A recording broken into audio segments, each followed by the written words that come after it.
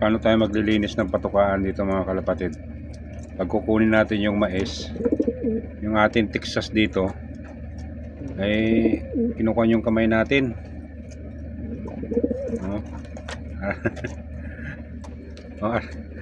Nabakbak na yung ating kamay eh. Linisan ko lang ito Hindi nyo inuubos yung mais eh. Yung mais ang hindi kinakain mga kalapatid. Maliit naman yung mais.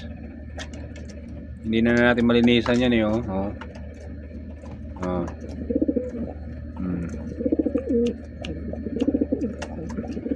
Asawa ni Mucha. Buti pa si Mucha, mabait.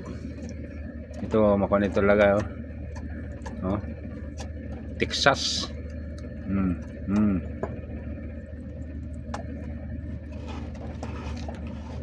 Ay, bugbog ang kamay mo. Ay, talaga naman. Tingnan nyo naman mga kalapatid kung anak ni Uman. Aray ko.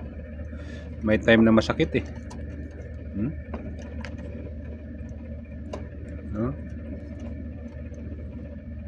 Talagang nangungurit eh. Hindi naman hinahalikan eh. Nangungurit talaga siya mga kalapatid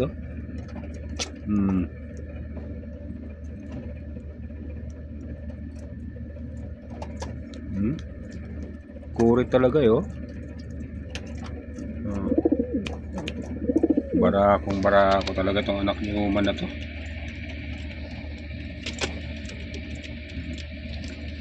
Three months pa lang yan, di pa naglulugon. Pag lugo niyan, labas na yung kulay niyan.